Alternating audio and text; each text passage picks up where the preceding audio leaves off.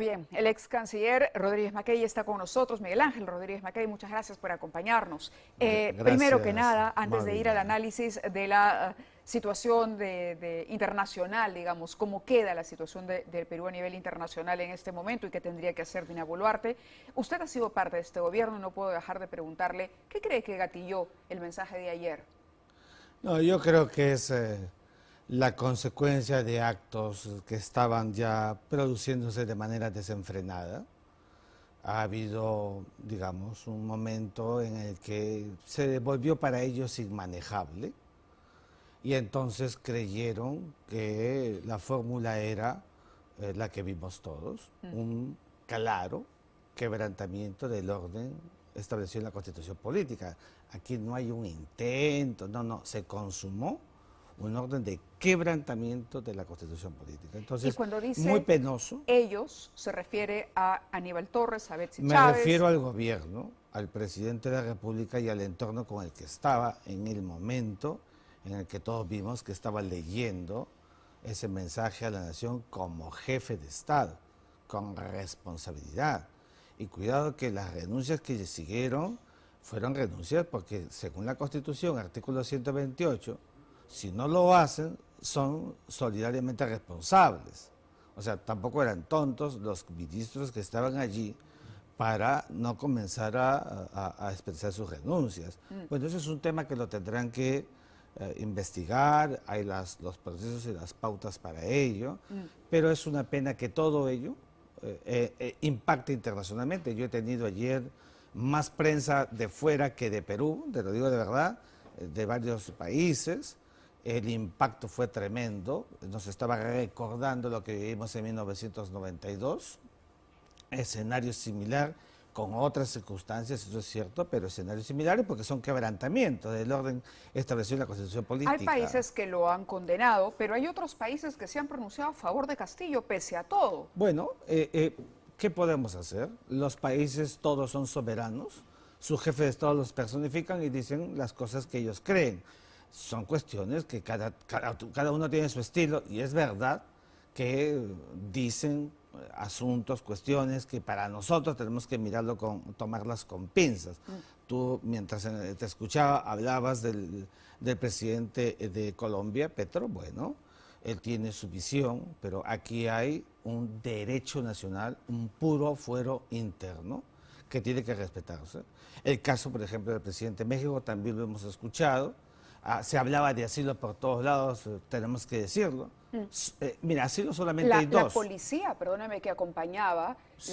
el propio resguardo del presidente, sí. Hoy se ha conocido, recibió la orden de que lo llevaran a la Embajada de México. Bueno. Eso cambia en el camino cuando se pone en conocimiento de los altos mandos de la policía y estaba claro que era un presidente que ya había quebrado el orden constitucional en y el que camino, por lo tanto en el camino... Eso es muy importante, sí. que lo decía ayer en las clases, ¿no?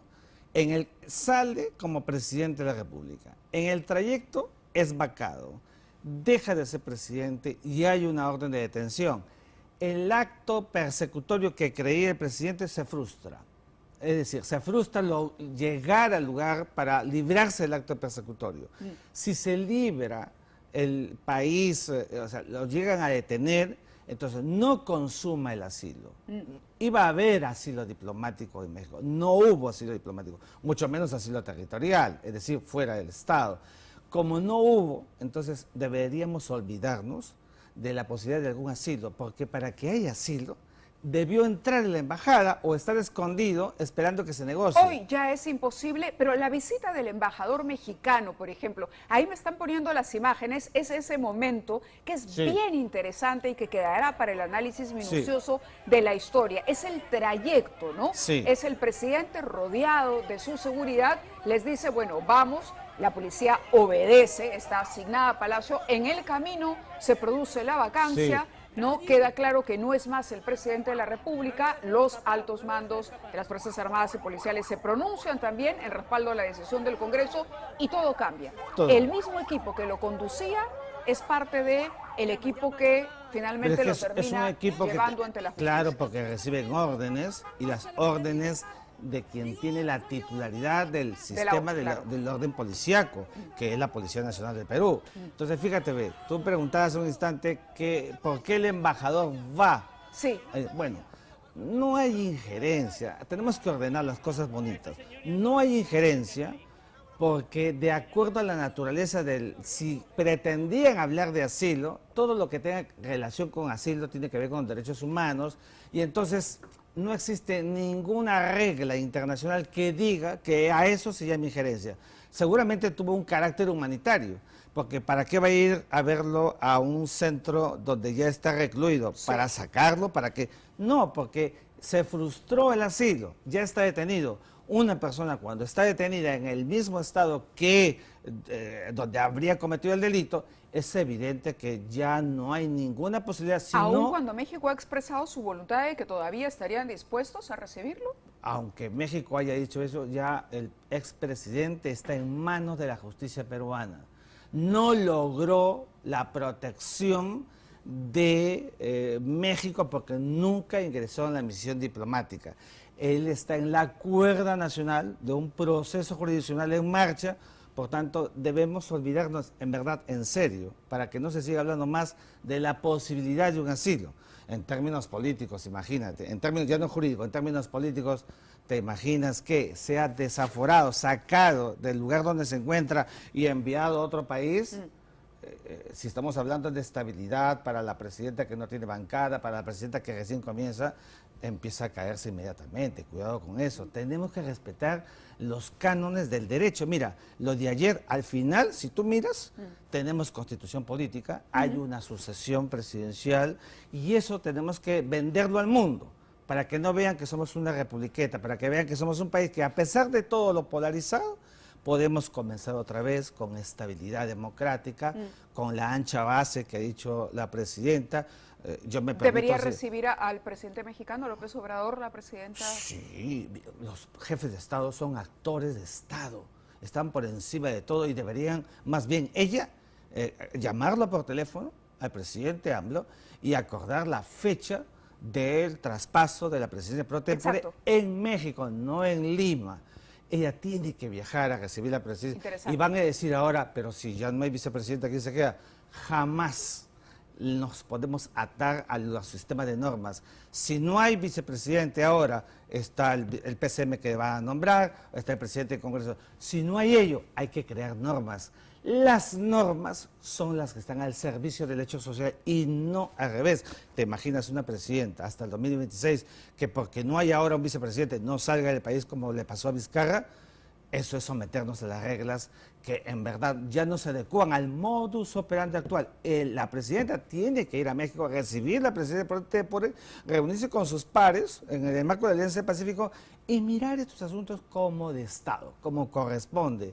De tal manera que así se limarán asperezas, visiones, pensamientos, etcétera, y tendremos que comenzar a mirar nuestra vida intraestatal con calma. Esto que está pasando en las últimas horas es una llamada de atención, a mi juicio, para que forme gabinete ya mismo. Cuanto más rápido tenga un gabinete, Mávila, volverá la quietud, un gabinete de ancha base, como ya he dicho, ¿no es cierto? Y la vida internacional, ojalá que comience a tener esa agenda que perdió en estos últimos meses. Castillo tenía una política internacional que lo acercó a estos países con gobiernos de izquierda o a personajes como Nicolás Maduro, que ha lamentado el día de hoy también que ya no esté más en la presidencia. ¿Dina Boluarte debería seguir con esos lazos? Yo no creo que sea un prejuicio sostener que acercarse al gobierno de izquierda sea malo. Insisto, yo que no soy un hombre de izquierda y tampoco de derecha, soy un hombre del centro.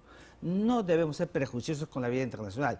Lo que tenemos que hacer es que la presidenta se reúna con presidentes de derecha, de izquierda, de centro, de donde sea, pero democráticos. Por eso yo le decía al presidente, nunca con Maduro, porque es un dictador.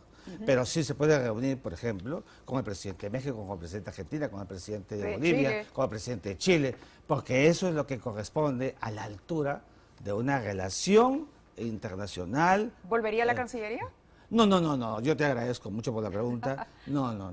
Yo lo pensé, ¿te acuerdas? Te dije, lo pensé mucho para ingresar en la política, porque soy un hombre de Estado, pero ya volví a la academia, que es lo mío, lo propio, me siento feliz y contribuyo con mis columnas, con mis artículos, mis investigaciones y estando como contigo aquí que me honras en esta noche. Muchísimas gracias por habernos acompañado en un día fundamental para ese reinicio del que todos queremos que funcione. Claro que Muchas sí. gracias. Gracias. Gracias a ustedes también por acompañarnos esta mañana. Muy buenas noches.